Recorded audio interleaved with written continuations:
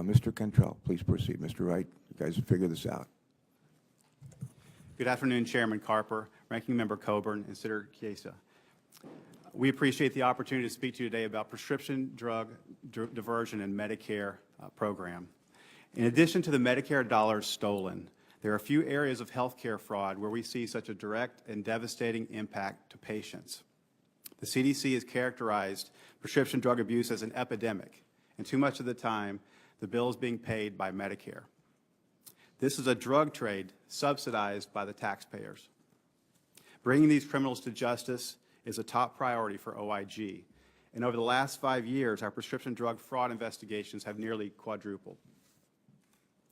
Of particular concern are those prescription drug schemes that result in patient deaths.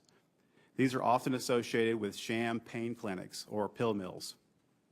One particular clinic was associated with the deaths of over 60 patients. The doctor and his wife, who was a nurse and the office manager, were sentenced to over 30 years in prison in order to pay back $114 million for their crimes. Prescription drug fraud also often involves sophisticated criminal enterprises. One case involved a licensed pharmacist who owned 26 pharmacies. He was the mastermind of a scheme that enlisted physicians, pharmacists, and patient recruiters to defraud Medicare, Medicaid, and private health insurance. He paid kickbacks and other inducements to physicians to write bad prescriptions. The pharmacist responsible for this egregious scheme was sentenced to 17 years in prison in order to pay back $17 million. Prescription drug schemes are not limited to controlled substances. OIG also investigates matters that involve expensive, non-controlled substances.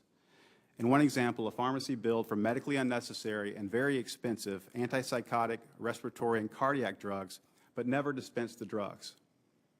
The perpetrators of this scheme were sentenced to nearly 5 years in prison in order to pay back $4.9 million. These cases illustrate what happens when greed and profit trump patient care. And now my colleague, Stuart Wright, will discuss how better oversight will help curb these problems.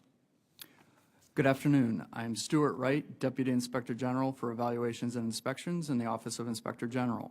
I appreciate the opportunity to talk about our most recent work examining Medicare prescription drug billing, as well as our body of work related to Part D. Our written statement outlines this work in more detail. A basic safeguard in paying for medical care is ensuring that the care is ordered by an appropriate medical professional. A report that we released today shows that this safeguard is not always operating effectively.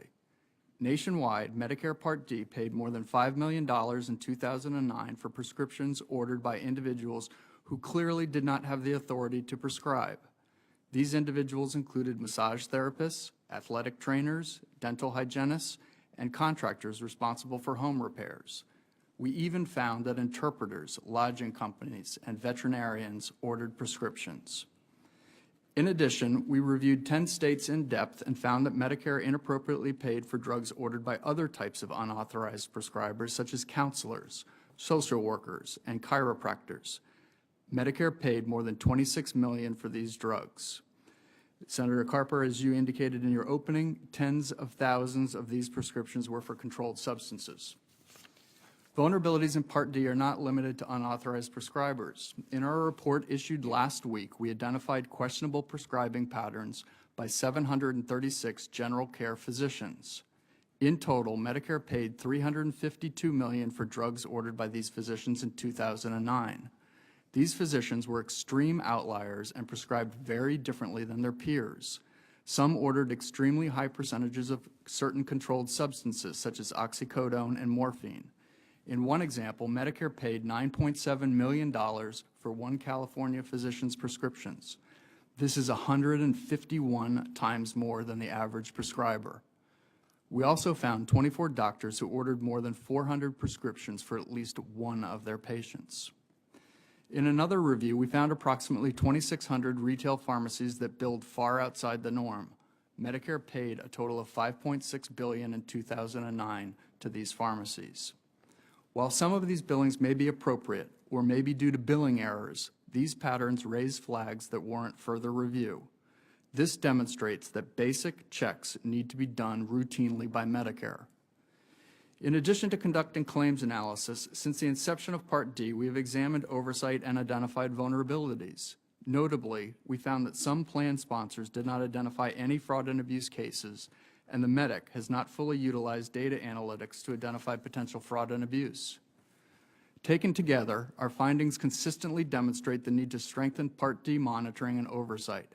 Our written statement highlights a number of recommendations, including require sponsors to verify that prescribers have the authority to prescribe drugs, strengthen the medics and sponsors' monitoring of prescribers and pharmacies, require sponsors to refer potential fraud and abuse incidents to CMS, develop a mechanism to recover payments for inappropriate Part D claims, provide education and training for prescribers, including issuing reports to prescribers with information about their prescribing patterns.